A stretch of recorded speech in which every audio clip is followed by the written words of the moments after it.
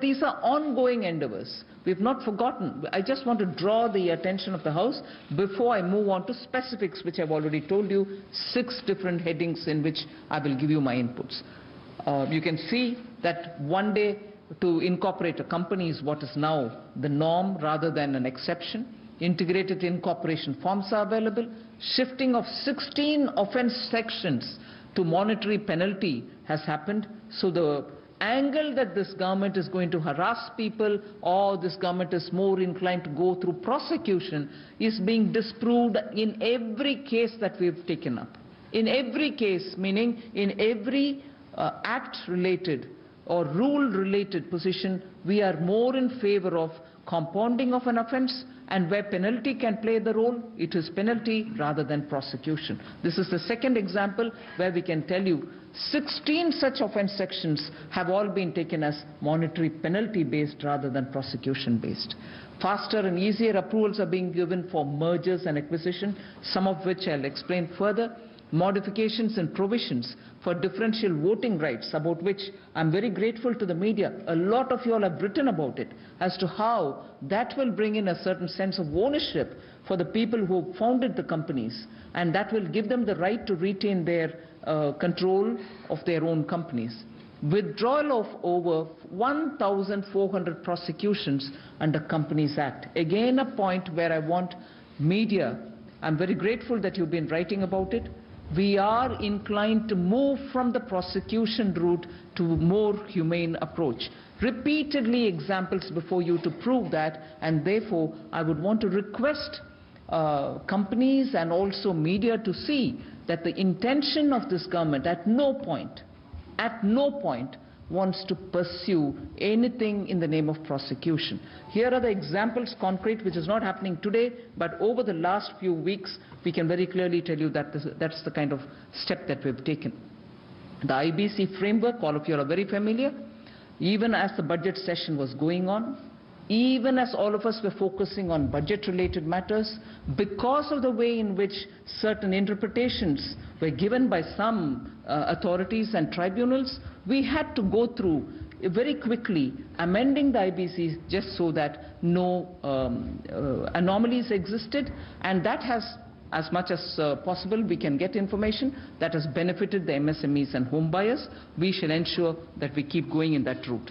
So with this backdrop, I now go over to my first silo, which relates to respecting and honoring wealth creators. CSR violations, about which all of us have been hearing, not to be treated as criminal offence and would instead be a civil liability. Ministry of Corporate Affairs will review the sections under Companies Act. Government has provided companies through revised orders time for completing ongoing projects towards fulfilling their CSR obligations. So every doubt that was prevailing outside, I would want to dispel it today, that there is no intention of the government to go on the prosecution route. CSR will only be treated as a civil matter and not at all as a criminal matter. The second point there in my first silo is issue of IT orders, notices, summons, letters, etc. shall now go through a centralized system. What does that actually mean? It means on or after 1st October 2019, all notices, summons, orders, etc. by the income tax authorities shall be issued through a centralized computer system, and it will contain computer-generated unique documentation identification number. Some of you all have already started writing about it, great sense of what is coming, but what actually it means is, if there is a notice being issued at the ground level and some amount is being claimed on an assessee, that without a central approval cannot happen, and also the amount stated there will eventually either be resolved or resolved in favor of the authorities, and therefore the tax will be paid or the claim will be settled, but the amount shall be what was claimed and not more or less. And this will be available for the assessee himself to see it so that he knows what he is being asked. If necessary, he can even quote that and complain so that there are no anomalies in paper and actual practice. So this is one way in which we think the harassment angle can be addressed in favor of the assessee. The second, any communication issued without computer-generated unique document identification number, the DIN number, that shall be treated non-est.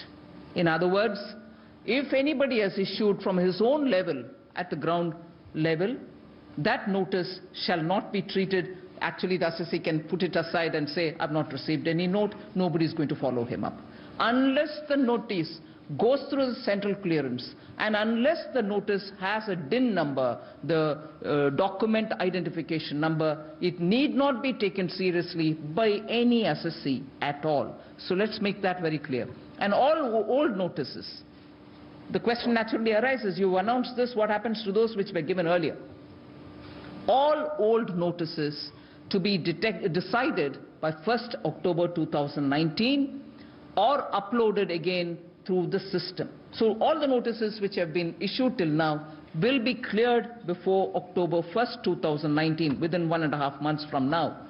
And if in case some of them will have to be treated again, they'll be uploaded again, and only then will it become a valid document for action. So assessees can be very clear, it is now a transparent process. No one authority, no one officer will be doing it independently on his own. And then from 1st October 2019, all notices to be disposed of. This is very important. Things are not going to keep hanging fire. All notices to be disposed of within 3 months from the date of reply. Let's be clear, no assessee will have anything to do with any notice after 3 months once he's given a reply.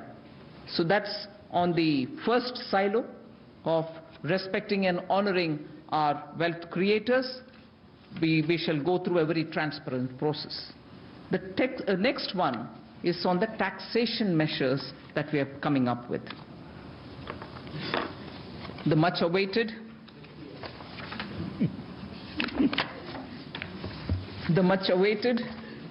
Right click, madam. Yes, please. Relief from enhanced surcharge on long-term and short-term capital gains. In order to encourage investment in the capital market, it has been decided to withdraw the enhanced surcharge levied by the Finance No. 2 Act of 2019, the recent budget time, on long and short-term capital gains arising from transfer of equity or shares and units referred in section 11A and 111A and 112A respectively. In other words, the enhanced surcharge on FPI goes. In simple words. Pre-budget. In other words, the pre-budget position is restored. Surcharge on domestic investors too in the equity market goes. Pre-budget position is restored. So, can we go to the next? Or do you want to you don't want to hear anything more? Yes, ma'am, on our... Yes. No, we are going on the others also. Okay, now, I am using an expression which is used commonly, but it's not something part of the ministry. Things about angel tax provisions. That's not an official expression for the tax that we are referring to, but never mind, all of us understand what angel tax refers to. So to mitigate genuine difficulties of startups and their investors, it has been decided that section 56(2)(b) of the Income Tax Act shall not be applicable to a startup registered with DPIIT. So the section which is invoked and through which startups had difficulties, but that section is important for the income tax for many other reasons, so the section continues, but that section shall not be applicable to registered startups. All right. Now this is done. But after this, if there's a difficulty, it has also been decided to set up a dedicated cell under a member of the CBDT. The CBDT chairman is here, present in the audience. A member of the CBDT will head a cell under him for addressing the problems of startups. A startup having any income tax issue can approach the cell for quick resolution of the problems. So that way, we have made it clear that it shall not apply to startups who are registered with the Department of Industry and Internal Trade. Not only that, but further, there will be a member who will be handling it from the CBDT. We move to the next, which is my third silo, which relates to measures that we are coming up with for the banks